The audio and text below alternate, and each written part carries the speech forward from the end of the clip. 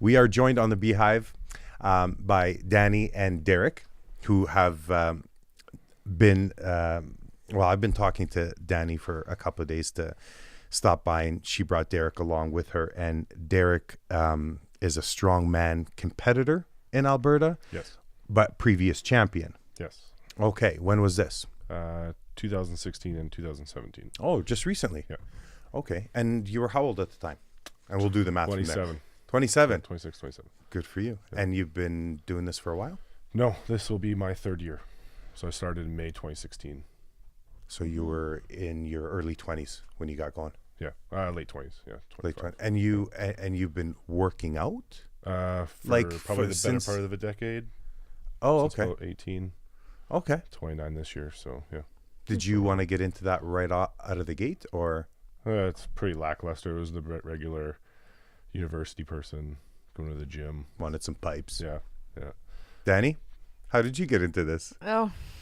Danny's involved in the strong woman part of things. Is that, am I saying it right? Is like strong man, strong woman, that's the competition? Is it divided?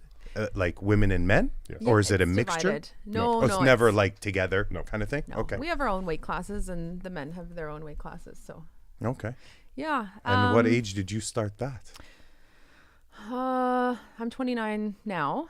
I think I was 27. Okay. Yeah, So it's you guys pretty recent. started around the same age. Yep. Yeah. Okay. Yeah, And a when did little you bit get late. into that? Was it like, did you start working out when you were 18, 19 or? Oh yeah, forever ago. Oh, okay. Probably when I was about 22. Okay. I started running, and then I think I moved out here to Alberta, and from Prince Edward Island. Okay. Yeah, I'm from Charlottetown. I started running when I was back in Charlottetown, Yeah. but whenever I moved out here, I went to EMT school or paramedic school now, and That's your full-time gig. that's what I do full time. Yeah. Okay. I work in the city, but like I just had a really hard time. I was so small. Like I was probably about 30 pounds lighter than I am now. Okay. So I had a really hard time lifting patients Okay. or patients that were like our fellow classmates. Yeah. So I asked my teacher what I needed to do for that, and he was like, "You need to do deadlift, and you need to squat. You need to do those two things To help with the lifting. Yeah. Yeah. So I got into doing like compound lifting, and then Which I got is? into so your big three lifts. So your squat, bench, and deadlift Okay. would be your compound lifts. So I got into doing that, and then just gradually just got into powerlifting more and more. And then I made the switch from powerlifting into strongman when a friend of ours, Brendan Eberly, came up to me, and he was like, "Hey, I see, you're kind of playing with some Atlas stones, because of Atlas stones at Evolve Gym." And he's like, "Have you ever done a strongman before, a strongman competition?" And I was like, "I've never even heard of it." Really? Yeah. And he was like, "Well, So do you were want in my to?" situation now. Yeah. Never heard of it. Yeah. Well, I knew about like Thor Bjornsson, like a little bit. I knew what he did, but I didn't know that was something that I could do myself. I didn't realize that was something that was open, especially to like people who are my size. You just wanted right? to carry some patience. That's all. That's all. That's what I started. Yeah. Went from there. That's all I wanted to do was just carry people. But So a friend of yours started getting into it. and I you didn't got know going him. as well? I didn't know him. Okay. He came up to me and he was like, "Have you ever competed in strongman?" And I was like, "No." What were you doing at the gym? How much Playing were you with lifting? Atlas stones. We have Atlas stones, so I was playing with They're them. big Atlas concrete stones. balls. Oh, okay. Yeah. And they get, because I've seen it on TV before, where the balls get heavier Yes. Yeah. as you go down the line, or the Yeah. thing that you put them on gets a little bit higher. Yeah. The platform. Yeah. So those are Atlas stones. Nice to know. I just called them big, heavy Heavy balls, balls. which just sounds wrong. Which just sounds wrong. So you got into that through him approaching you at the gym. Yeah. And what happened after that? What was... I just signed up for my first contest, which Okay. was Edmonton's, which is Derrek's contest. So I think that was the first year you ran it. Derrek, how are you involved now when you guys say Edmonton? So is there an Edmonton organization that does it here and in Calgary and all across the country, or how are you involved? Yeah, so there's a federation for across the country. Yeah. And then we have provincial directors that essentially help each city to run an organization. So in Edmonton, I control essentially everything in strongman, help run all the events, try and get my hand in everything. And then in Calgary, there's also another gentleman who has a gym and helps run everything as well. And then together we've kind of formed a nonprofit group to help not subsidize the competitions because they do cost a lot of money, but help raise funds and it be more legitimate than, hey, send me an e-transfer for $500 and you'll sponsor my show kind of thing. Yeah, it's a bit sketchy asking for it that way. Exactly. Yeah. So it's like if you actually have a certified group, then people are more willing to donate and companies are more willing to help. So has it grown in the last, obviously? Yeah, I would say Alberta probably has 120 plus athletes. Yeah. And then across the nation, we're probably close to over 1,000. Okay. So in each competition, do you end up using a lot of those athletes, or is it about half that show up? Yeah. So and when you mean athletes, you mean men and women? Men and women. Both, yeah. So I'll use Edmonton's as an example. We had 63 people, I believe, the first year in 2016, 25 women, and then the remainder men. And then this year, I think we had 58, but we had 8 people drop out the last week due to injuries or, of course, or personal issues. So yeah, it's definitely growing. This year we'll be running Alberta's, and hopefully we'll have 60, 70 plus athletes again. So great. We have. Are you involved in more of a leadership role, kind of like what Derrek's doing, or are you just still a member and a competitor, and that's your outlook on this? Or do you plan to, like, is it always a plan to get into these organizations where you're a little bit more in control and kind of what Derrek's doing and taking it to the next level, or because of your job you can't really take too much time? Yeah, like I do shift work, so it is a little bit difficult to lend my time out that freely, but at the same time, like, I'm also a personal trainer. So what I've been trying to do just to help out from my end is try and get more women involved, specifically women, because we're underrepresented in the sport, especially in Alberta. I can say that pretty confidently because last year I was the only one that competed in my weight class. So, oh, really? Yeah. So what's the ratio when you mentioned all the members? How much of that is women? Women's definitely growing, but I would say women's probably maybe 30%. That's not too bad. It's not bad, but it is growing a lot more, especially we're getting a lot of women coming from bodybuilding and powerlifting. They're like, hey, this is also just as fun. Yeah. If not funner. Yeah, it's much more fun doing power, like strongman, than a powerlifting competition. It seems like it's more fun. There was one Shell Shock this weekend. It went fantastic. They had a ton of lifters. They raised a ton of money for a charity event, but it took 12 hours. Is the only negative I could say about it, and that's just the meets. They have that many people. It takes that long. Strongman's usually 4 or 5 hours. And it's so varied. Like there's so much variety in the different things that we do. So yeah. It's never each competition is always different. We don't run the same thing throughout the province. So you could do an event in Calgary and it would be 5 different events. Then we'll run in Edmonton's. What's the difference between some of the ones that you see where Chris, what's that? It's not a strongman competition, but it's the or am I just thinking of a strongman competition where there's like different events? What is it? Like, how does that compare to like CrossFit events where you see like the mud races and stuff like that? Is that close to the kind of thing that they're doing? Or CrossFit has gotten a lot of stuff from strongman. CrossFit is like, I don't know. They kind of take little things from here and there. So they take some stuff from like Olympic lifting. They take some stuff from strongman. They have a lot of different strongman events sometimes. Like they've got the yoke. They have which tends to happen with all sports. Crossover. Yeah. So I guess it compares in the sense that some of the stuff is the same. Like some of the events are the same, but we're our own thing, really. CrossFit's a lot more metabolic. It's a lot more long distances or things for a lot longer of a time. Strongman can be summed up in 5 minutes. It's usually 5 1-minute events. Okay. So takes what I like, five you're minutes. exhausted by the end of the day, and you're like, I only did 5 minutes. Each of actual event, out. each event is like 60 seconds long. Yeah. And So- sometimes not But even. Sometimes you could do an event in 20 seconds or 10 seconds. That's a tough 60 seconds though. Yeah. Sucks. You know what I mean? did, I saw 60 seconds of you flipping a tire. I'm like, that's not an easy 60 seconds. You're gonna throw up after that. Yeah, for sure. You guys, you guys tend to.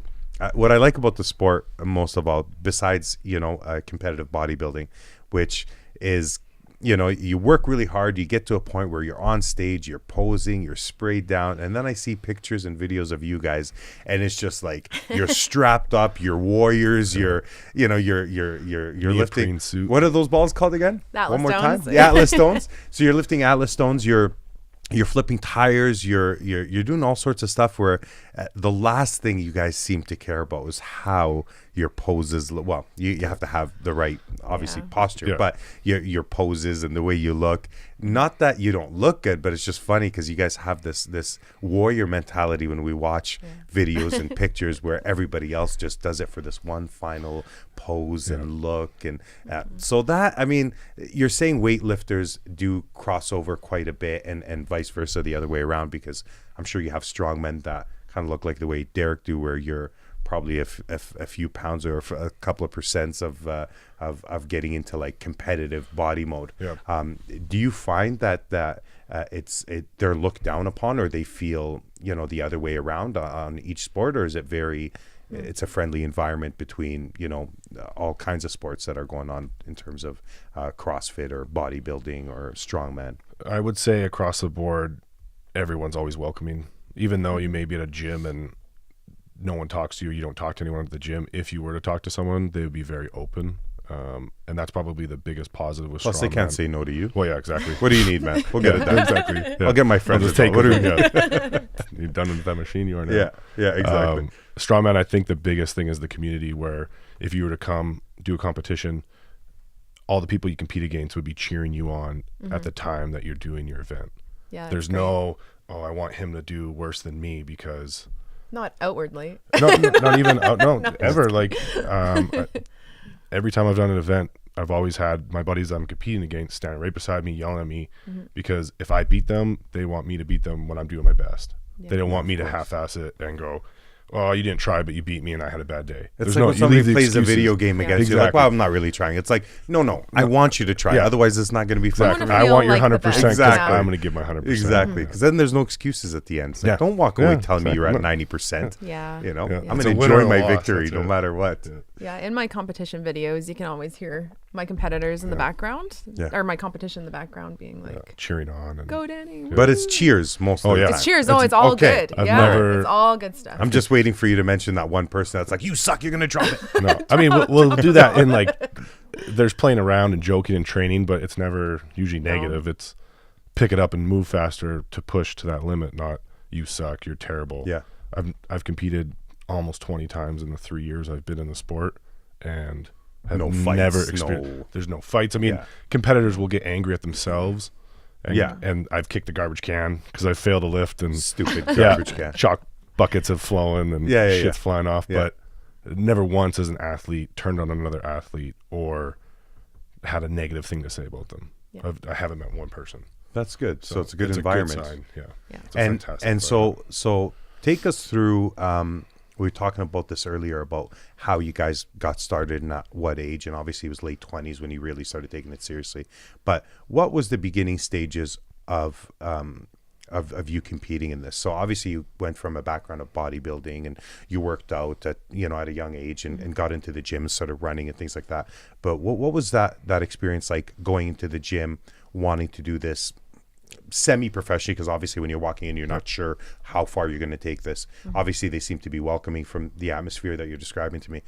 Is there obviously you must have been nervous around some big dudes, but when you walked in there, what was those days like the beginning days for both of you? Was it maybe take us through that gym experience? Was it just your regular lifting, or were you given a belt right away, or a couple of tires? Like how did you get into it that way? Like, describe that a little bit. So strongman wasn't really big in Edmonton. It's kind of had like a lull phase for like the past couple of years.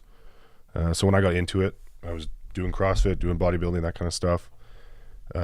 Met another buddy of mine at the gym, and I was like, "Hey, you do this? Do you want to train together?" Sure. Yeah. We had, I think, one metal log, which is it looks like a wooden log, essentially. Yeah.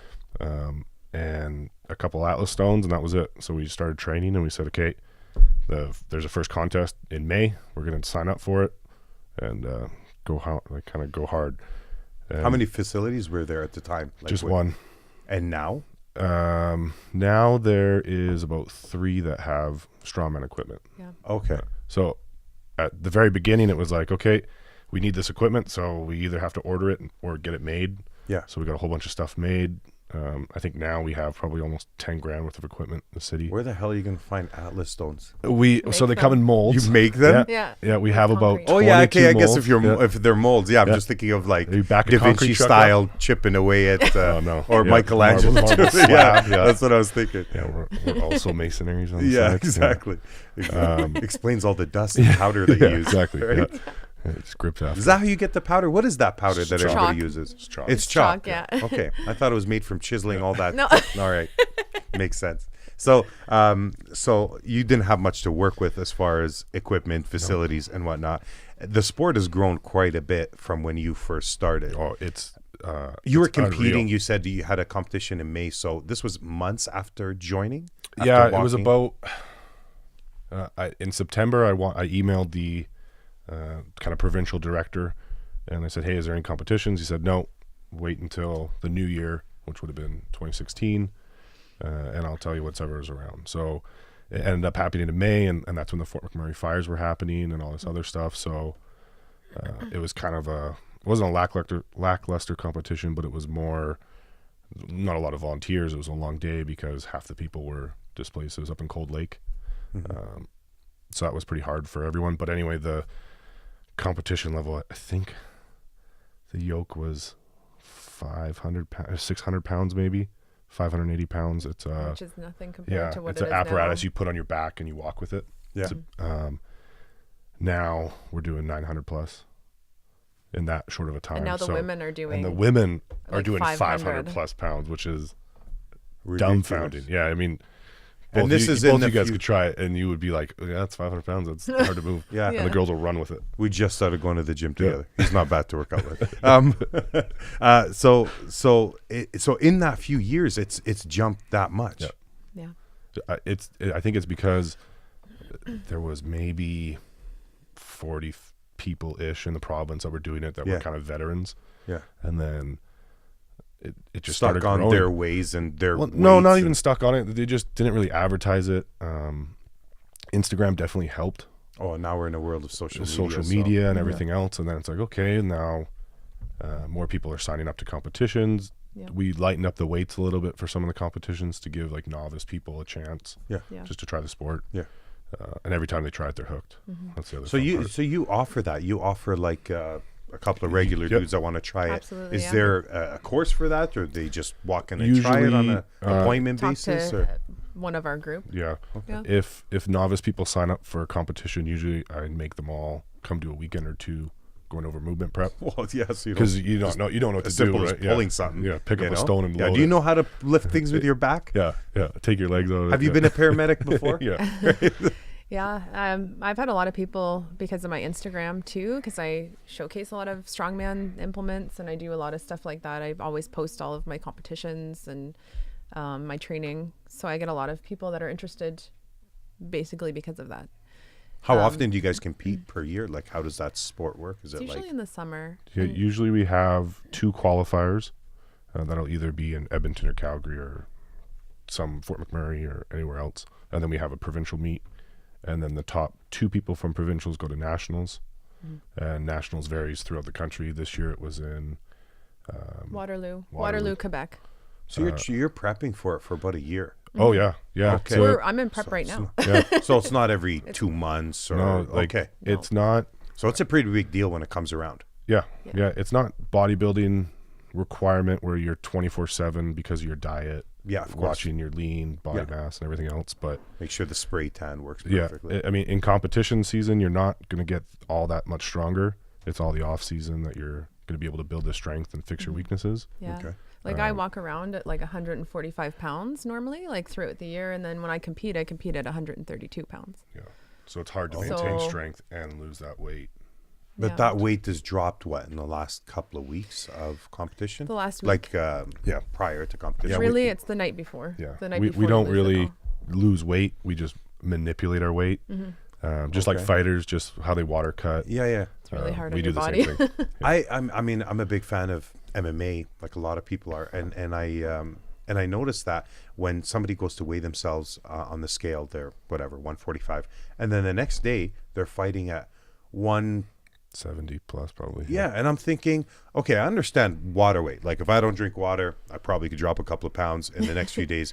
But is water weight that much? Like, are we talking 20 pounds? I'm sorry. I compete at under 231, and I'm right now. If I was to step on a scale, it'd be like 265. 255 in the morning, 265 at night. I've seen it with my own eyes where Derek has gone to weigh-ins and he's come in at 231. Did you even recognize them? Yeah. Yeah, I mean, you look the same. It's just, I don't You have know. that face that just shrivels up. I don't Some get people that look so face. different when they drop a few pounds. Yeah. And then and then you see him the next day, he's 250. Yeah. 250, My biggest cut, 255? I did the Arnold this year, and it was 258 to 230, and then I weighed about 265 after. Because it's not about how much weight you can cut. What a difference. It's about how much weight you could put back on. So you're literally sitting in bed all day just eating carbohydrates. Yeah. So is your goal after, because obviously there's that recovery phase after weigh-ins. 24 hour. Yeah, but do you want to like bulk up as much as possible? Yeah. So why is that? Besides getting hydrated again and feeling good, why do you want to put on more weight? So your body's at a homeostasis. So if you walk around every day at 220 pounds, and you were to lose or whatever you walk around at. Just throwing the guy off. Yeah. I was making a good point. Yeah. So if you were to lose 20 pounds overnight and then try and do a max deadlift tomorrow. Yeah. Your body's not going to like it. It's 20 pounds lighter. All your leverages are funny. You're weak as a kitten. Mm-hmm. So we manipulate our weight, and then we try and get our body back to above what we started at. Oh, okay. So your body's now like, okay, nothing happened. Yeah. You didn't lose that 30 pounds because I'm 265 again.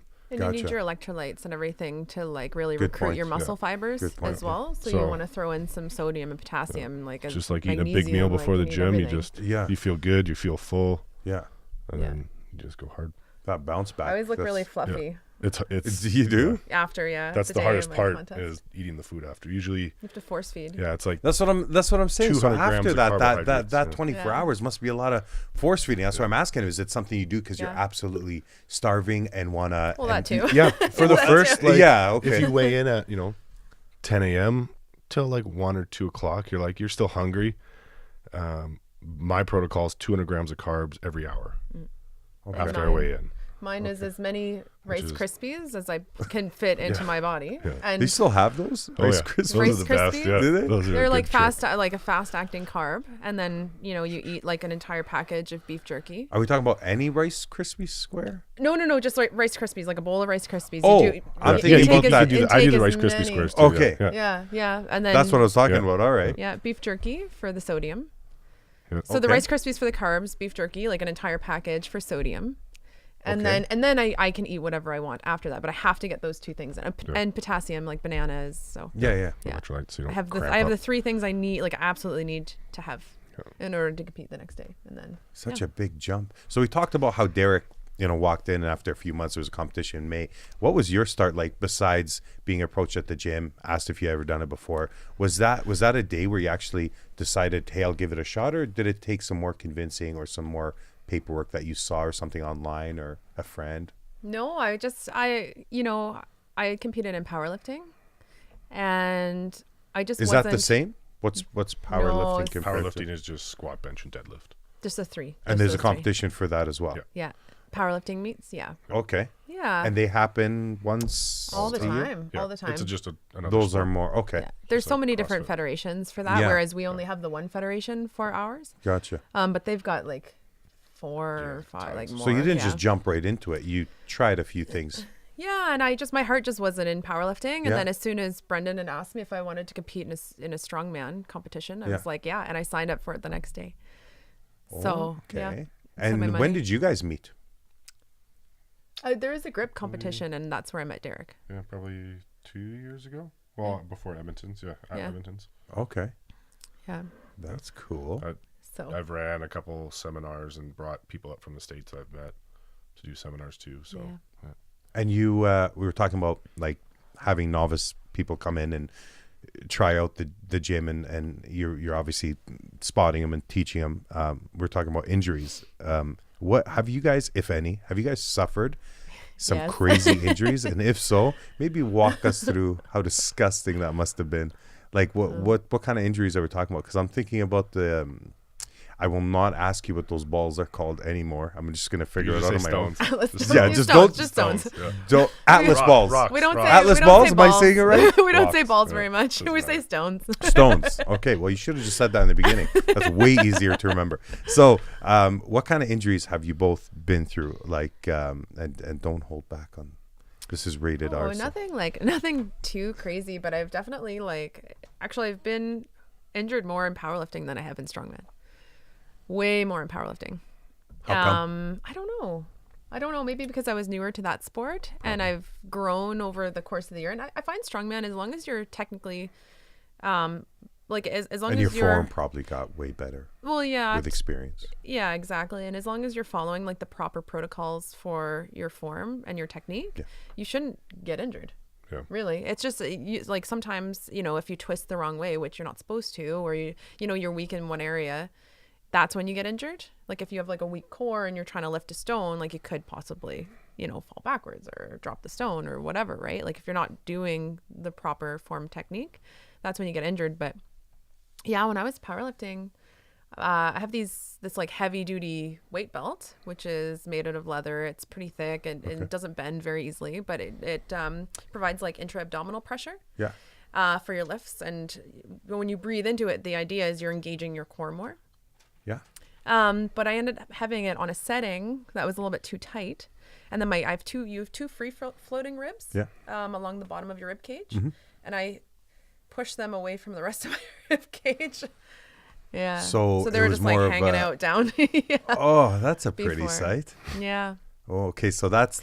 I mean, do you find that you take it a little bit easier when competition's around the corner, as far as what you want to do, or are you guys you go into the gym and it's pretty much It's the go same? time. Yeah. Okay. It's your balls to the wall for. Because, for long example, time MMA before. fighters have a fight coming up. Yeah. All of a sudden, their sparring sessions get a little bit lighter, and The week out, we do a deload. Yeah. which is what's the deal? A deload is essentially 50% capacity. So if you can squat 200 pounds, you go in, you squat 100 pounds for 2 sets of 2 reps. And you do that with deadlift. You do it with It's just so that your overhead. CNS doesn't. sense. Yeah. Yeah. The idea of it is you do a build up 3 to 4 weeks before of progressively getting heavier and heavier and heavier. So if you're 2 weeks out of your competition, that's usually your heaviest week. And your CNS is fatigued, everything hurts, you're moving slow, your joints hurt. Especially we do a lot of moving events in strongman, so your hips, your knees, everything's you got run over by a truck every morning. Someone snuck into your bed, just beat you with a bat every day. And It describes it perfectly. yeah, it's you're like, why? Everything I feel hurts. crap. And then you take that week off before your competition. Just light weights, just move, get blood flow in. Yeah. And Saturday, you feel 110%. You slipped up and said blood work. Let me ask you a question. How often do people, or are they frowned upon if they use steroids or any, I don't even know what the terminology is for it, but do you guys ever get tested for things like that? Or is that a competition where that's not either frowned upon or really looked that closely into, where if you're... There are natural competitions, but the federation across Canada isn't tested. No. Okay. But there are So they're a ones little that more are lenient tested. than they are Yeah. on Yeah. fighters. There are or- ones that are tested, but for the most part, even the ones in the States are untested. Yeah. And strongman is an untested sport. Yeah, Okay. for the most part. It's not frowned. It's But I do. It's pretty standard, honestly. I do get that, because with fighters, if I'm fighting you, if I'm scheduled to fight you, and I find out that you're on something that might have given you the edge, which I don't really believe all that shit gives you the edge. I don't think it makes you a better, if anything. Maybe mentally makes you a little bit stronger, if you want to call it that. But I think in a fight, for example, you'd be pissed if you found out the other guy had any edge over you, whether it was equipment or what they used or what they ate. So you tend to get into a headbutting match when it comes to that. But with you guys' competition, it's you're not really hurting anybody, Yeah. Everyone has the same opportunity. The stones are to going to do be it if upset they because want you're to. squeezing them any harder. Yeah. You know what I mean? But with fighting, I think they're tested. Yeah. So Definitely.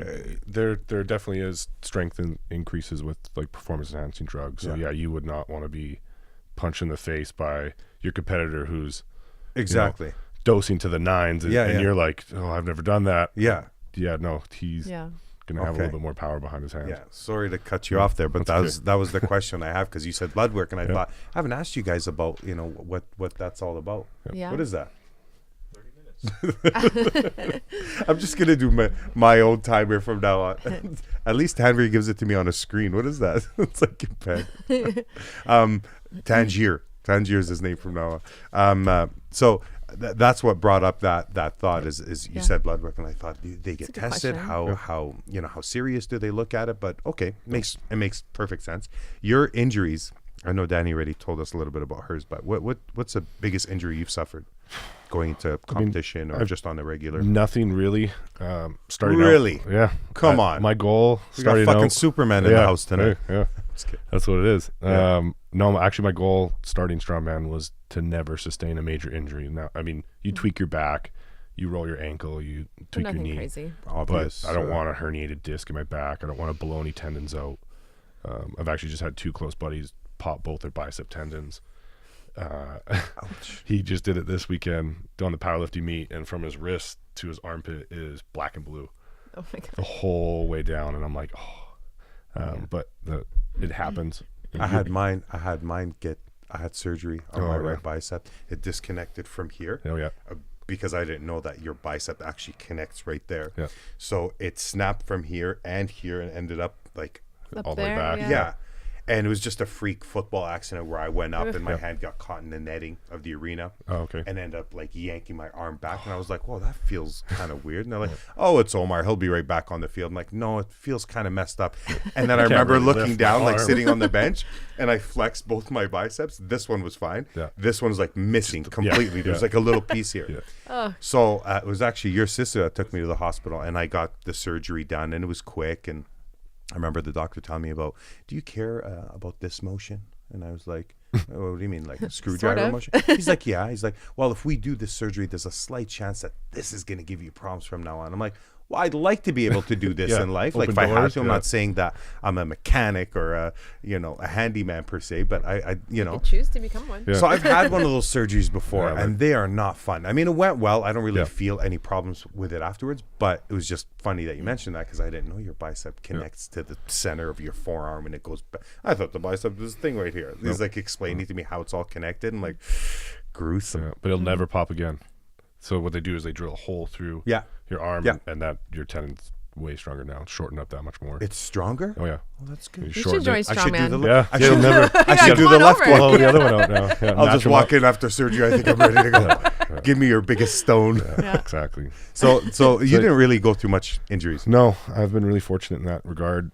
Knock on wood. Yeah. This is nice wood to do it on too. Yeah. No, not that wood. What's wrong with you? I've learned from a lot of people kind of throughout the States. For my job, I get to travel throughout North America, and I've trained. Are you doing this as your career? No, what's your job? Biomedical engineering tech. So I fix CT, X-ray, ultrasound, diagnostic imaging equipment. Yeah. Okay. So you probably spend a lot of time at NATE. No. Yeah. Because NATE has a lot of those machines. Yeah, they have a lot of ultrasound. They're not my site. I strictly do more higher end. How the hell do you get into that? So you're kind of like the mechanic of those. Yeah, X-ray mechanic. That's exactly what I tell people. Really? Yeah. And how do you test it before you leave? Like when you know the job's been done, you do a quick scan, and if the bones are all lined up, you did good. Exactly. Yeah, like check my wrist, see if it's okay. I thought you were going to shut that idea down, but I love that you went with it. You're like, that's exactly how we test it. No, there's self-tests that we do. Yeah. That's cool. So you travel around doing that pretty much. Yeah, so I've learned from a couple guys in the States that are world level people. Actually, a couple of the girls, she came up and did a seminar last year. She's won the Arnold. She's won World's Strongest Woman. She's a phenomenal Talk to me athlete. about the Arnold. Obviously, like me and most people out there that aren't involved in what you guys do, we know about Arnold Schwarzenegger, but we know that he's a gifted actor and he's pumped and he won a lot of competitions. But what's the art? Is it the Arnold Classic? Yeah. So what's that all about? So he owns the Arnold Classic is multiple venues throughout the world. They have he's directly involved. He owns it. Yeah, it's his name because he started out in bodybuilding. He still does bodybuilding. So there's Africa, Europe, Asia, and Brazil.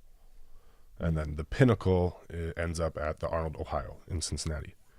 And there's about 250,000 people that go through that door on the weekend.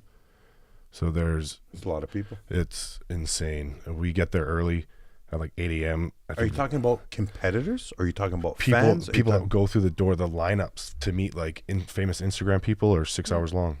It's a massive sports hall that just, it's all sports related. They have bodybuilding, CrossFit. Oh, so it's not just specifically bodybuilding. No, they have like supplement booths, sponsor booths. Yeah, it's a party for kind of like those tattoo conventions, but it's just not just fitness. For fitness, yeah. No, they and that happens once a year. Once a year, yeah. In March, and it changes every time. No, it's been in Columbus, Ohio since its inception. Okay, so you can't go anywhere else to see this unless it's like you can't go to any of these other countries. Nope. You can. I'm not sure of the. Like, is there a version of it? That there's versions in other Vegas or no. So Columbus, Ohio is the only thing, and then the Arnold Africa, Arnold Europe is another subset, but they're not the biggest. They're not the same. The Arnold Classic. Would be so the what's biggest. the difference between the Arnold Classic and most bodybuilding competitions? Is there specific rules that you have to abide by? It's the kind of the title and the prestige. For strongman, the Arnold Classic is the best of the best. Go to the Arnold. Kind of like NHL and WHL. Exactly. It's like, you're obviously an amazing hockey player, but the different level. It's like the Rose Bowl, Stanley Cup kind of thing. Makes sense. So, a few of the winners of our federation, CASA, will get offered an invite. You have to be invited to the Arnold. Mm-hmm. Oh, okay. So you have to win. You have to place first or second. Is it first or second? I don't know. My weight class doesn't actually get an invite. So yeah. No, lightweight doesn't. Yeah. That's right. I'm too small. Yeah. So they want the biggest, the baddest there. No, they the still middleweight does. Yeah, but I think it's under 155 and under. women. Yeah. That's okay. Dana White just cut the featherweight division completely yesterday.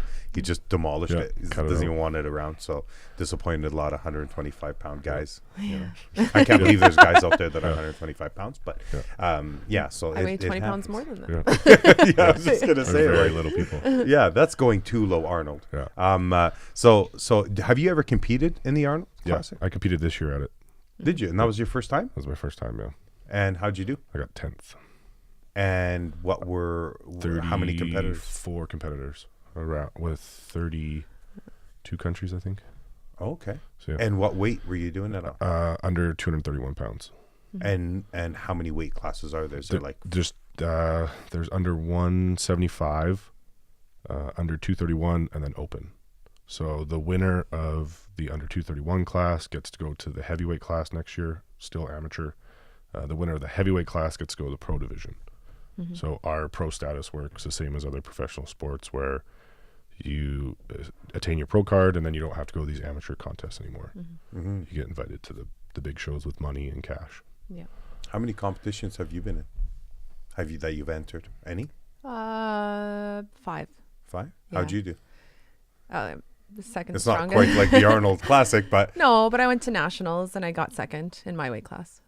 So how does the rest of your family feel about you joining such a sport where it's obviously dominated by men, and you're doing it, and you probably have these Thanksgiving dinners where they're like, yeah, my daughter's a strong woman competitor, and they're like, what's that? No leftovers. Yeah. Yeah, I guess they're pretty proud of me. Yeah? Yeah. Well, I mean, they would be, but how do they feel? Because it's is that something normal in your family? You guys all strong women or what? Well, no. In a not sense, yeah, necessarily. but in a sense. I don't know. My mom has never really told me that I couldn't do something because I was a girl.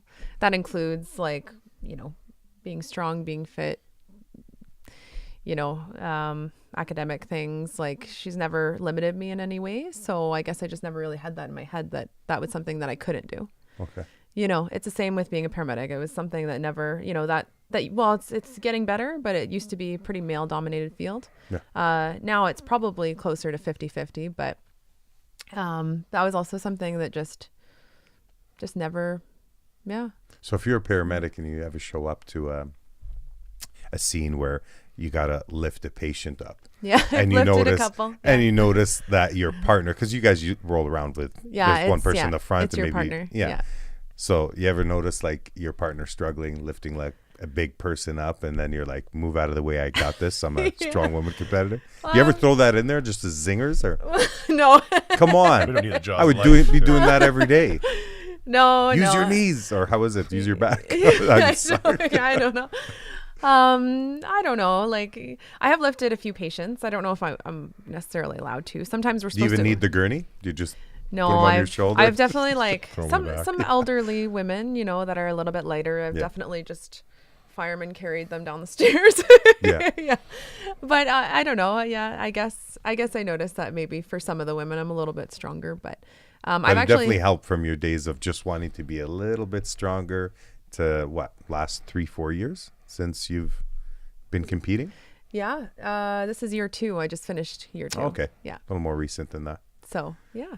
Any tragedies that you guys have gone through? Maybe if you don't want to speak about them, that's fine. But what have you gone through? Maybe not in respect to being a strong woman or strongman competitor, but what have you gone through that you'd like to share that you think people would get a lot of motivation from, a lot of insight on? Have you got everybody's got their something they've been through? Maybe some are worse than others, but can you think of any? He's like, no, I'm Superman. Remember, I told you I don't get hurt. I have no problems. No, I didn't really struggle with anything when I was younger. But you are married, though. I am married now. Yeah, I got to take a lot. That's of a struggle all on its own. I feel bad for That's you. a separate journey in life. No, they no, yeah, that's actually, I can't even thank her enough because she supports me all the time. Because She's so nice. with strongman, Does she ever? compete? yeah, she just gives me shit all the time. You've been at the gym too long. You've been eating too much. Oh. Yeah. But she's always there. Yeah, Like, but she's no matter what. not every she complains. She content always does, helps. yeah. So. But yeah, no, She's got to feed you, you ogre. Well, yeah. And How that's much a lot food of, does that take? What's your meal prep like? It's a lot. I think. Honey, clear the I think it's kitchen. like We're doing meal prep today. $1,000 a month. I spend on food, somewhere around there. What's your? I'm getting so detailed now. What's your calorie intake? What's a guy like you? I compete in the beginning of December at World's Strongest Man for under 231 pounds again. So I got to lose. I'd like to be under 250 pounds by then for my morning weight. So I'm at just under 4,000 calories. 4,000 calories a day of clean. Do you food. count your carbs? Do you do any of that? Since you guys aren't really I weigh my food out, but I've been doing it long enough where you can kind of just eyeball it and go, yeah, that's a cup of water, that's a cup of rice kind of thing. So you're not using a microscope when you're doing all this. No. It's just more just in general, keep the weight where it needs to be and keep it. Look at my palm of my hand and go, yeah, okay, steak's that big. Yeah, throw it in there. It's 8 ounces or whatever, 6 ounces. Yeah. Okay, and you feel the same? That's kind of how you approach it. You're not really I could be more strict. That's for sure. Yeah. Yeah, I don't weigh anything. I don't measure. I just eat pretty clean. So your Rice Krispies aren't helping. No, I'm just kidding. Do you use almond milk when you have cereal? Not that you guys are cereal fanatics, but when you have cereal, is it almond milk or is it 2%? Is it 1%? I use almond milk, but only for do you guys drink milk at all? I find a I lot of don't. people are making the move. Me too. I've been lactose intolerant. So I drink almond milk. Yeah. But I've been doing it for Coconut years. milk's good I have too. too. Yeah. Coconut milk's really good too. Yep. Yeah. But I don't find, I still don't find the need for, like now I walk into somebody's house and if they're using regular milk, I won't drink it. People still drink 2%. I mean, not the fact that we're lactose intolerant, but I'm thinking people still, like, don't if you know I had there's the almond choice, milk? It's a little weird. I would drink full fat milk. Yeah? 100%. If I had that choice and I was lactose okay. intolerant, it's like melted ice cream. Like you just like pour it in the bowl. Oh it's my delicious. God. How do you do with eggnogs? I can't drink that either. Yeah, right? Lactose so good. good. I guess it's good. But it is so good. Eggnog is that like just came my out this Achilles week. heel. Yeah, it's my Achilles heel, man, during Christmas. It is pretty good, actually. Yeah. It's a good time. So you don't have any there was crazy stories that besides a few friends getting some surgeries done. Yeah, there wasn't any big triggers for me to join. Definitely now there's a good push. You didn't get picked on when you were a kid? No, not getting picked on. I was actually never a big person. I was pretty small in junior high, and then high school grew to my height, and then in university kind of grew outwards again. Yeah. It got pretty heavy. I think it was like 250 pounds, but it wasn't the 250 pounds I am now. Yeah. But yeah, no, nothing. It was just always kind of a mental drive. I don't have any brothers or sisters, so it's always... You're an only child? Only child, so it's like, what can I push myself with now? And I get good at something and then usually just quit. and they got good at Probably a strongman. little, I'm like, yeah. probably a little less distracting. We always want what we can't have. Yeah. I have, brothers and sisters, but one sister and well, three brothers. But I always wanted to know what it feels like just to be an only child, where you don't have to deal with your siblings. Yeah. But you're probably the other way around, because you always want what you can't have. You're always like, I wonder what it's like to have like a big family, but I bet you that would have just been so distracting.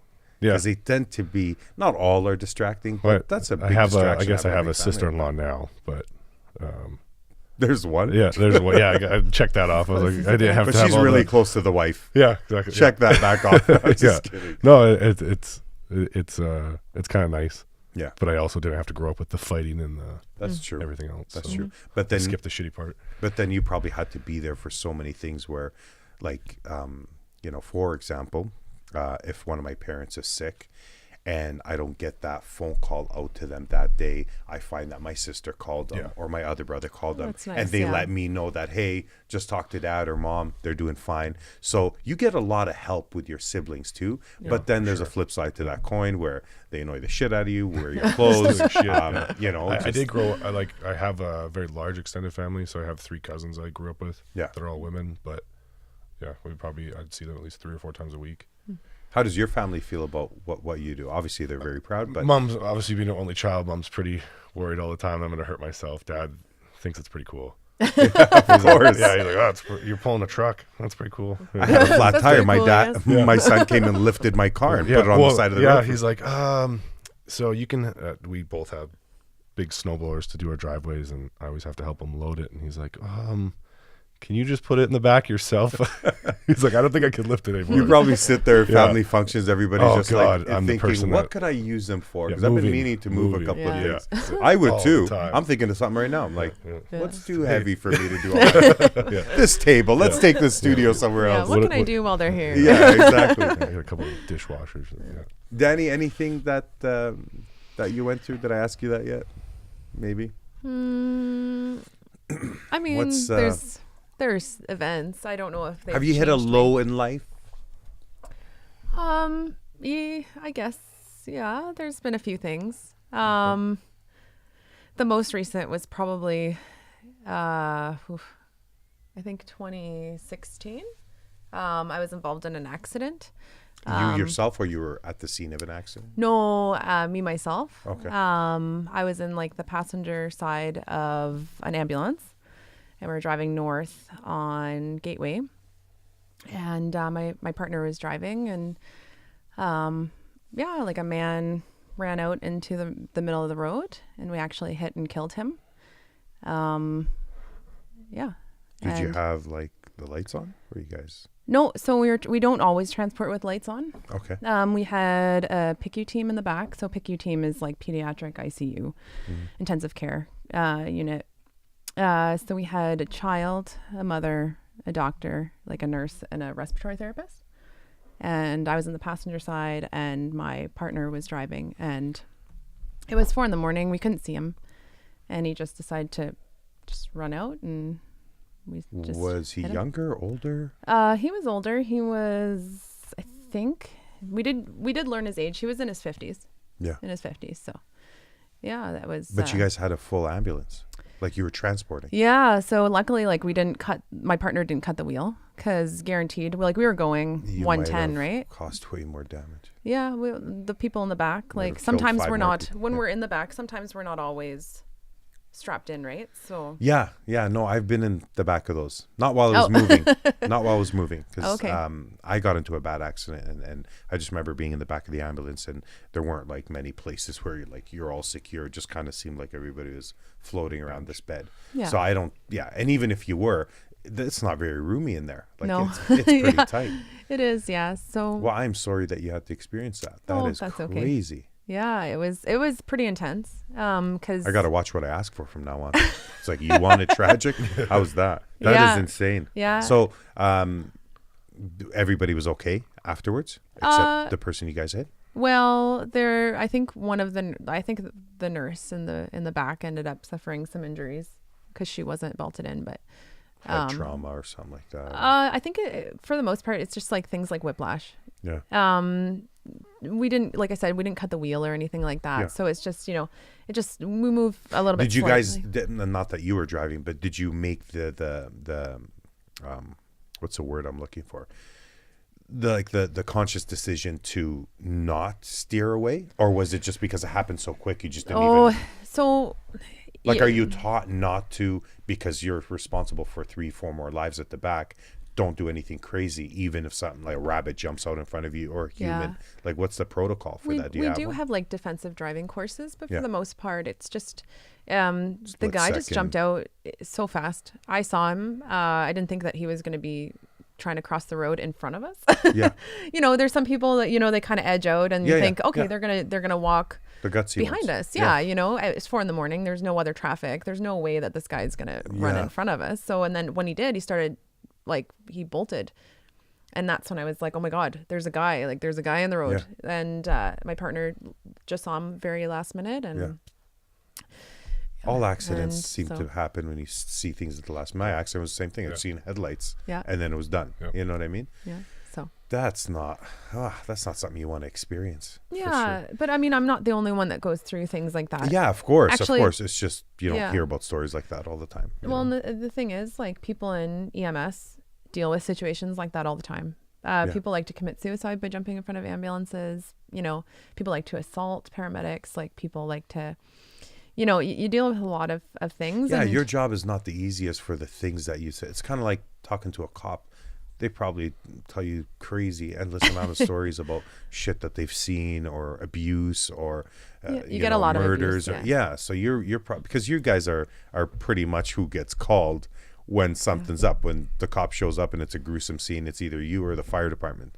So you guys get to see a lot of stuff that most of us can't really handle. You know? And stuff like strongman helps, right? How so? Well, I mean, exercise in general, you get a release of endorphins and dopamine and everything like that. But for the most part, it just gives me something to do, right? For when I'm in the gym, that's what I'm focused on. Yeah, it's my social time. I hang out with my friends. I forget that. Not like I love my job. Yeah, I love my job. It's I don't suffer from PTSD. But when it's done, it's done. It's not the kind of job where, hey, let me know what you went through so I can share what I went through today. It's you don't want to live in an endless circle of misery. It's not the easiest job to do. Of course. Straight up. You might have like a patient that tried to punch you one day, or you might have seen a few things that you didn't want to see necessarily, and you have to have a certain type of personality to be able to deal with those things, and you leave them, you compartmentalize them, you leave them at the end of the day. You go to the gym, you hang out with your buddies, you don't even remember the day that you had. I don't remember my patients for the most part.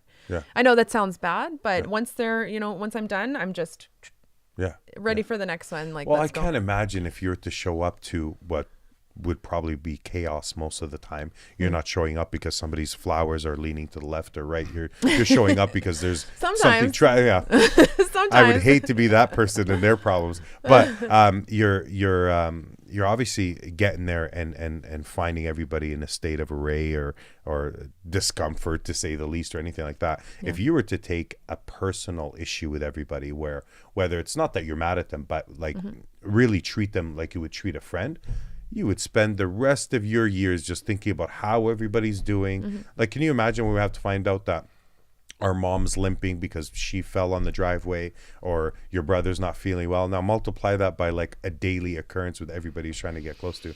So I think with your job, you probably have to keep it super, super professional, even though at times they probably tug on your heartstrings quite a bit, and it's hard not to ask, how's she doing, or did that person make it? So you probably, it's a good, anything, not just doing strong women, but anything to get your mind off of that, whether it's the gym or sports, or makes sense. I've had that happen where I barely seen somebody in the middle of the dark, in the middle of the night, not dark. You don't say middle of the dark. That just sounds weird. I was in the middle, right in the middle of the dark. It was crazy. But for example, I'm taking a left at an intersection and it's pitch black out.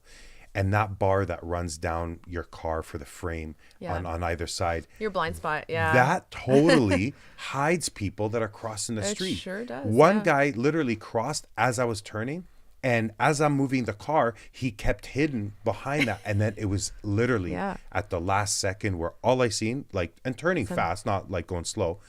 And there was a guy, like right beside my window, like literally like this by my car. Oh, poor guy. And then I realized I almost killed this dude. Yeah. And it's happened to me about 3 times. And it blows me away every time it happens. I'm like, I'm surprised we don't do this every day. Like, you don't hear about the stories that you told us, because they're always within inches. Yeah. Many of us have stories like that. But when you mentioned that it was dark and you couldn't see him, I've had literally a guy end up right near my car as I'm like flying by him. I'm like, where'd that guy come from? Yeah, it's You know, so but out of the ordinary, right? the pedestrians almost have to be a little more cautious, because we got blind spots, we got a vehicle, a machine we're trying to control, and God forbid it's slippery like it is out there right now. You know, so they have to be a little more careful. You know, especially at 4 a.m. when there's no other traffic. Like, honestly, either that person was suicidal or just had a brain fart. You know what I mean? Like, how else would you chalk that up to? Yeah, exactly. You know, honestly, like, for the most part, I really wish that. So in Canada, it's, you know, the pedestrian always has the right of way. Yeah. But there are lots of countries where the car actually has the right of way, or the automobile has the right of way. Yeah. And that's actually safer in the end for pedestrians. That's what I'm saying. It just they're makes more sense that cautious, it'd be. right? Go down to Mexico and try and cross the street. Yeah. Yeah, I know. Yeah. But I've had so many people just not even look. They're in their own little world. They got their headphones in, and they just step out We and just rely hope too for the much best, on signals right? and lights and. Well, you put too much trust in the other person. Yeah. And that's kind of how it is in the Operating end. a 3-ton vehicle. Yeah. Yeah, and you know, it might still be my fault if I hit you, but that doesn't mean that you're not hit and dead. One of us should be you know? extra careful. Yeah. The one with no protection should look both ways. Maybe, yeah, exactly. yeah. So, I don't know. It's the same thing that goes for a guy on a bike and a guy in a car. Yeah, you're faster and you got the helmet on, but if we collide, I'm generally the one that's going to be a little safer than you. Yeah, you're going to go flying off the bike. Absolutely. So they got to be a little more careful, even though the fault could be the other way. But you have to be extra cautious. That's why I never bought a bike. Yeah, all my friends have bikes, but I would be best. too much of an adrenaline junkie. Like, I'd wrap it around a pole like inside of a week. So I want to stick around a little bit longer. Maybe when I'm like 80 or 90, I'll go get a bike. Like, I've always wanted to do this, and just 250 kilometers. Yeah, exactly. And just kill me now. I don't care where it goes. My dad is a biker, so he's a Harley guy, and I want to get a bike next year. So. And he's okay with that? No. Yeah, he's like, you're ready to do too much. He's like, you're lifting stones, you're lifting people half the time. Like, you don't need to be on a bike. He does not want me on a bike. Right? He's like, can I take one? Because he's got 3 bikes. Yeah. I was like, if I go home next summer, can I please take one of the bikes? I'll take my bike course. Well, if he's got 3 bikes, he's asking for you to want to be a biker. Right? It's like, I have 4 selection. extra Ferraris, but you can't have one. Yeah. It's like, too you can't. fast. Yeah, you can't tell your kid that. That's crazy. He's So like, when you're in an ambulance, which way do you want us to move? Because I'm always like, I kind of know that it's right, but then I see some other people that either They don't just move, don't know what to they do. just turn, they Just cut don't somebody know. off, they make the situation a little more, difficult. But Oh, you man. want everybody to pull over, slow down, and stop on the right side, or the general idea is, you want Get to the go hell to out your of my right. way. Just That's the general wherever idea. you need to go, just go to it. Like, but the general idea is you want to move to the right. And definitely don't please panic. don't put headphones in when you're driving. Like, that's all I ask. When you have your headphones in and I'm like blaring the horn at you. Yeah. Because we're like, there's we got people we got that the drive woo-woos around on with headphones on. All the time. all the time. What are you talking about? Like, we could be sitting in a ears. car and everybody Like- think there's And they're normal. like, they just have their headphones in for whatever reason. So we I'm could like, do the what are you podcast in the doing? car. I told you It's that was a good perfect. idea. Seriously, like headphones? Oh yeah. Yeah. I've been beside people. Obviously not the obvious ones. No, like the little Apple, earbuds. Yeah. The little earbuds. No, sorry, officer. It was just my phone. Just to hear Like, You're not it's listening to your just- music like that? Oh God. So that's Bothers me. so the general idea is just get the hell out of our way, but do it safely and Yeah. have the music or no headphones on so you can hear us coming. That'd be nice. Because sometimes you guys are heard like last second. Yeah. And don't just stop in the middle of the road while you're driving. We prefer it if you don't do that. Isn't it good to stop though? Because then No, now if they're I'm right behind stationary. you and you're well, just not if you're bam. right behind the guy, Oh, but that's if you what we do. stop, you're kind of stationary and Well, people know just where to. panic. Yeah, They just panic. Yeah. They don't know what to do. So they're like, I'll just stop right here and hope for the best. Yeah, shut down under high stress. Like, situation. yeah. So I'm not going to be joining strongmen anytime soon, Oh. but I would love to be not only just a spectator, but I would want to join like a novice class, or if like somebody like Chris wants to go with me, I'd love to check that out, and not just to learn the sport on a level that you guys are on, but just to test myself, because I've done tire flipping before, and they're not nearly the size of the tires that you guys are flipping. They're a little bit smaller, but I've always wanted to try the stones and the tire flips and stuff like that. So where does somebody go to do that here in Edmonton? Well, Is there a place where you go train, or you train that? Yeah, so that's become my little niche. So Okay. I'm a personal trainer. Okay. Lately, We'll have to get your number while you're yeah. Lately I have been training a few of my friends. Like, just there is a competition in February that is going to be most likely sanctioned for CASA. So I've had people that were interested. So for them, I've been training here and there. I've learned a lot of stuff from Derrek that's very technical. So I try and incorporate that in, my personal training. I'm trying to make this my niche. So because you said it's very addicting to people. What's like that? people find it very addicting, the sport. Well, yeah, because there's so many different things, right? Like it's really enjoyable. It's not, you're not coming to Yeah. train them at the gym on the elliptical and a few machines. no. Yeah. They're participating in some sort of mini event that they're. Yeah. You could do a lot of training in a small amount of time. I mean, you can do squats and then immediately push a sled for cardiovascular work. You can do, sandbag carries, tire flips, like you were saying. And how much does it Circus cost sandbag. for somebody like me to take a class where you'd show me all this stuff? Oh, I don't know. Usually Like, is there a $40 bucks. ballpark? If we run seminars, typically if we fly a really high level person in, Yeah. it'll be about $100 for the weekend or the whole day, Yeah. or just a couple hours seminar will be usually $40. Derrek But- runs seminars. I just do some training. Okay. But- So how do people find the seminars? Where do we go You to? can follow Alberta Strongman Association. It's on Facebook, Instagram. That's pretty much the go-to for everything going on in the province. So whether something's in Calgary, Fort McMurray, or Edmonton, it'll be posted there. Yeah. And then from there, you can find out local athletes. You just email the page, and there's 5 of us that are on it, so we'll respond in minutes. Okay. And then point the person in the right direction. But in Edmonton, all Evolve Strengths have strongman equipment, some form or another. Yeah. And you can just email the owners at Evolve Strength, and then they'll get us in contact with Danny or myself or whoever else that does it.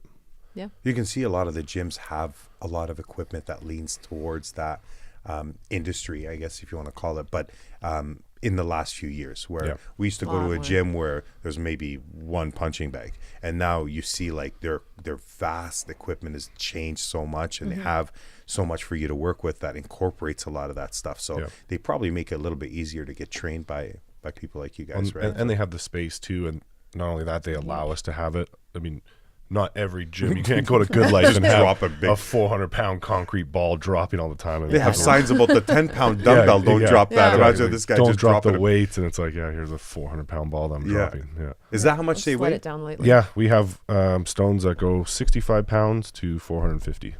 Whoa. Yeah. Yeah. And the technique for the little one is not Slightly, like yeah. getting to the big one, because I find that some The people grip diameter it is from Yeah, I different think the above and- smallest is 10 inches, and the 450 is 22 inches. And we are talking about stones, Yes. correct? Yeah, Okay. yeah. Somebody catches the end of the podcast like, what the hell are you Yeah. guys talking about? Giant balls. Danny, how do people get a hold of you for a consultation or training, or just want to be hired by you? And I Is do it Instagram? Is it Facebook? Is it Instagram. My Instagram is probably the best way to get a hold of me. which So is? It's Danny MacD. So DANIMACDEE. Okay. Just like a play off my name. And they can Danielle message you McDonald. on there, and you tell them where and when. Give them and- my rates, and I just do this for fun. Like, I'm a full-time paramedic, so Yeah. or I do work full-time hours. Yeah.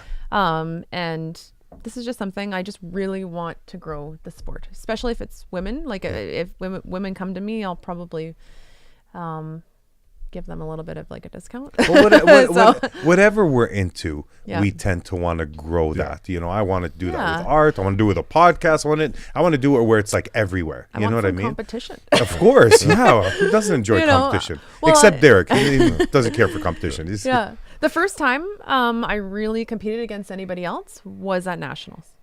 I competed against 10 other in women, her and weight that was the class. first time I'd competed against basically another woman.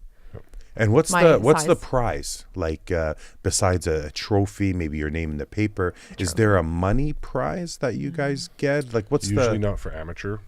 Okay. Yeah. Like if you would have won, did you win anything for getting 10th place in the Arnold no, Classic? no. Top If, three? but if you were in Top, first, second, first, or second, the first, second, and third may get a sponsorship deal with a company. First place. so not even that. It's Not not a even that. big fucking No, check of it's not. 200 grand No. or something. I think Oh no, you can't make That's what I'm a living. thinking. Yeah, no. I get first professional place in the side, yeah. Arnold Classic. I want like $1 million on stage brought to me. I think the bodybuilders make $250,000 for first place, and the strongmen make $75,000 for first place in the pro side. But those guys Yeah. are. There's no I'm a comparison. child compared to them. Yeah. They're 6 Yeah. foot 9, 400 plus. That's pounds. not even enough to cover their meal plan Yeah, for the year. exactly. Yeah. No, Straight and up. Like, no For joke. legit. Yeah. that's why they're doing things like a lot of You strong, need the money. Here's Yeah. 75 grand. That's So- the only way you're going to win this. A lot of strong men will have side jobs. Yeah. So they'll be bought. Like they'll any be professional like, athlete. Yeah. yeah, they'll be CFL bouncers players or, substitute teach on the side Exactly. in the Yeah. off season. Yeah. Yeah, bouncers. Thor Bjornsson is in Game of Thrones. Bouncers, I would have never thought that. No, that's yeah. Well, You look good. We got you a job. Yeah. Who's the guy from Game of Thrones? Thor Bjornsson. Is he the mountain? Yep. He's the mountain. So He won Okay. the Yeah, World's he's- Strongest Man this year. He won the Arnold. So he actually competes? Oh, yeah. I thought he was just an Yeah. he's actor. world's No. strongest man. Because I know the look of him. It's like, obviously, this Yeah. guy's no stranger to the gym. But I didn't know he actually competed and won. Yeah. Yep. Good for He's him. the best in Oh. the world. So he's not only, mind you, he didn't do much acting. It was like just smashing a guy's skull. Yeah, But picking people up. yeah, it's like, and they had him, poor guy, they had him in a mask half the movie, like Yeah. being barely able to talk. Yeah. That's crazy. I didn't know he actually won. Yeah. Oh, He's a yeah. giant human. He's the best way Well, to his name is describe the it. Mountain. He better Yeah. not be 5'2". Well, or he's a something. door. Yeah. The same width and height as a door. Yeah. And they're How much just does he weigh? 420, I think. 440. Whoa. Yeah. When he I'd cuts, like to it's see like that 400. guy's meal plan. What's his calorie intake a day, you think? 10 8,000, 8 to 10. Whoa. 10,000 calories To maintain a that day. You weight. could feed a small country on what that guy has. It's not even, That's without sun and water. The professional side isn't about competing. It's your Eating. job's eating at that point. Your Yeah. job is to eat. You eat I like that 8 job. times a No, day. yeah, and- they're up at 6 o'clock in the morning, and you have to Eating. eat 12 eggs, steak, rice, whatever you're doing, Yeah. and rinse and So repeat. obviously drinking I wish. is not frowned upon, but drinking is probably just not a good idea. To Yeah, be that's a beer usually guzzler when the you're- after event. Yeah, We that's call the that part. the sixth that's- event. Yeah, celebrating. Yeah. That's Okay. the one day a year that I will really drink. And it's like after it's an pretty event. fun doing that because you get people that are extreme human beings. You don't see Yeah. a lot of you get go to the gym silly. and you see Yeah. some like big guys now and then, but when there's 20 of you or 30 of you in one place at one time and the bouncers are looking, they're like, Better not be we Wing can't do Wednesday. anything. Yeah, like not only that, like we were after Ohio, we went to the strippers and the girls actually got up on stage, and the bouncers were like, "No, you can't do that," and they grabbed them off, and 20 of us stand up, and then They're like, 6 more "Okay." bouncers come in, and there's still 20 more 25 stand up. of us, stand up again, and they're like, "Can you guys please leave?" Like we Then don't. the rest of you we come don't out of the want bathroom. anything. It's like, okay, we're a Yeah. little outgunned here. Oh yeah, it's just, and these guys are Most of my bouncers buddies are outgunned when Yeah. there's a big party. Like I used to have a club where max occupancy load was just over 700, and I had like 8 bouncers, and this was in Clairview. Yeah. It was called the Draft Barn Girls, the old Wild West saloon. Yep. But Oh, okay. there was about 8 bouncers there, and when you look around, there's like 600-700 people. If there's a fight that's going to break out, or 20 of them came together, all you can What are you do gonna is do? literally use words. crowd And control. so that's what I was good at, was just making sure I calmed the person down. And Yeah. what is it? A shot, a drink? Let's go have one. Was that guy looking at your girlfriend? Yeah. We'll get him out of here. We'll go talk to him. perfect. Because there is no way you're approaching that with anger, because you're Yeah. just not only Gonna that, and do forget about Yeah. 25 of you guys coming in, and because usually I'm one of the smallest guys, so that's just here, put a That's security, something. put a security shirt on. We Yeah. need your help today. Yeah. Yeah. I bet you they're just rely on you guys for like helping them out if something. Oh, does yeah, happen, 'cause yeah, You've probably been in a absolutely. situation where somebody's like, "Man, could you give us a hand?" Well, You're like, "Ah, you would think so, but it doesn't really go down like that. It's usually shit doesn't happen. Like we were out in Regina doing a strongman event, and my wife was sitting there. She puts her purse down. She's like, "You think it's okay if I put my purse on the floor?" I'm like, "Look at the table. There's like 4,000 pounds of human here. No one's gonna take the purse. I'd like to see the guy that's like, I'm just gonna grab that. It's just like you'd be ripped in piranhas. half. Yeah, exactly. That's a Find gutsy pieces of guy. it, Yeah. Yeah. Maybe that's after so a funny. few drinks, he'd work up the courage. Yeah. You get catcalled and honked at. It's very surreal. Yeah. Okay. All right. That's pretty private, and your wife might listen to this podcast. Not a good idea. She was there. Oh, Yeah. okay. And she wasn't getting catcalled at. It was the 400-pound men that were with. No kids in the future, or what? No, not yet? for the immediate future, hopefully. Don't blame me. You're a busy guy. Yeah, I still like my freedom and travel and everything else. Plus, that's a difficult stone to deal with. Yeah. I don't want to come home and have to take care of kids yet. I have a dog. That's good enough. I can leave him at home during the day. Well, when you have a dog, that kind of does the job for a little while. Yeah, exactly. That's cool. I appreciate you guys coming, especially on such short notice. Thank you for having us. Danny, you're awesome. I knew you were going to be awesome. Derek, when she told me about you, I'm like, well, if he's a friend of Danny's, he's a friend of mine. Thank you. I appreciate you guys stopping by and educating us on this world of strong men and strong women. And I want to be a part of, like, you said it happens in the summer. Yes. And there's one in Edmonton. There'll be one in Edmonton in February 27th, I believe. It does happen in the summer, but this was going to be like kind of like just a one-off novice competition. But because Edmonton is now hosting provincials, they're trying to sanction the February event. Yeah. But the February one was actually just for charity. It was just going to be a really light contest, get people involved. But now it's because there's so few qualifying competitions, they're going to make this one into a sanctioned event. Yeah. Okay. So yeah, February, and then one will be in Calgary in probably April. The Calgary is not doing it. And then provincials will be June. Yeah. Okay. Yeah, beginning weekend of June out in Stony Plain. Yeah. I don't think Calgary's, they said that they're not going to host one. So then there'll be Fort Mac maybe. And so you mentioned the Fort Mac fires. Was Alberta Strong named after anything to do with No, you? I think that was just a It's just got a nomenclature. jingle to it that's very familiar. Yeah. Okay, well, now we know how to get a hold of you. We know how to get a hold of you. Thank you guys for stopping by. You ever do these competitions and take down, I want you to bring that $75,000 check here. Absolutely. You don't have to share it with us. Just bring Hang it on the down so wall. we can celebrate together. Yeah. Sounds good to Thank me. you guys. I appreciate Thank you guys you. stopping by. Thank you. Thank you. Pleasure.